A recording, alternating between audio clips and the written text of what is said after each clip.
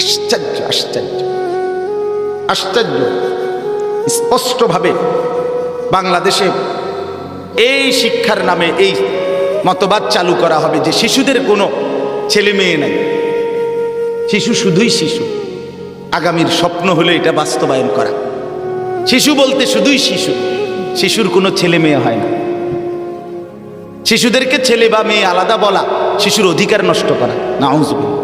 তার মানে আন্তর্জাতিকভাবে বাংলাদেশেও আন্তর্জাতিকভাবে 18 বছরের নিচ পর্যন্ত সবাই শিশু।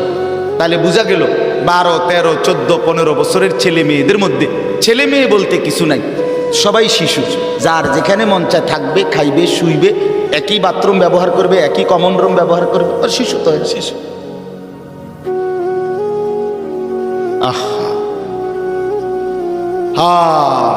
আল্লাহ আমাদেরকে মাফ করে দেন। তো বলতেছিলাম বাপ, অতএব আমি আজকে অনুরোধ করছি রাত গভীরে, আপনারা যারা বসছেন প্রত্যেকের কাছে, জওয়ান বুড়ো, আল্লাহর কোরআন কমপক্ষে দেখে দেখে পড়ার শেখার চেষ্টা করেন। তুমি স্কুল ছাইরো না, কলেজ ছাইরো না, আমি কিচ্ছু ছাড়তে বলি না। আমি শুধু এটা বলি যে তোমার এই পড়ালেখার ভেতর দিয়ে সময় বাহির করো, সময় বাহির করে আল্লাহর কোরআন শিখো। বন্ধু দুনিয়ার জন্য তোমার এত কিছু পড়াইতে পারলো, তোমার কবর আখেরাতের জন্য তোমারে আল্লাহর কোরআন পড়াবে না কেন? বিবেকের কাছে প্রশ্ন করো, বিবেককে ধোঁকা দিও না, নিজের আখেরাতকে অবিশ্বাস করো না। অবিশ্বাস করিলেই আখেরাত অসত্য হবে না, ঠিক কিনা বলেন না কেন? এবার আসেন বাকিটুকু কথা।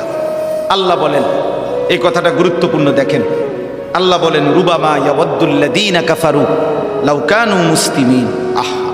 আল্লাহ বলেন, শোনো বান্দারা, প্রত্যেকটা কাফের, প্রত্যেকটা নাফরমান, প্রত্যেকটা বেঈমান, প্রত্যেকটা পাপী হাসরের ময়দানে এই আফসোস করবে, এই আকাঙ্ক্ষা করবে, লাউ কানু মুসলিমিন, হায় যদি মুসলমান হতাম, যদি আল্লাহর আনুগত্য করতাম, যদি আল্লাহর হুকুম মানতাম।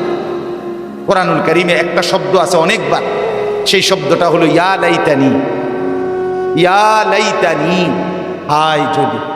হাসরের ময়দানে সমস্ত কাফের, বেঈমান, মুশরিক, পাপী, নাফরমান, তাদের এই শব্দটা সবচেয়ে বেশি তারা বলবে, হায় যদি, হায় যদি, হায় যদি। ইয়া লাইতানি কুনতু তুরাবা, হায় যদি মাটি হয়ে যেতাম। ইয়া লাইতানি লাম উতা কিতাবিয়া, হায় যদি আমার আমল নামা আমার হাতে না দিত। ইয়া লাইতানি কুনতু মাআহুম, হায় যদি আমি নেককারদের সঙ্গী হতাম। ইয়া লাইতানা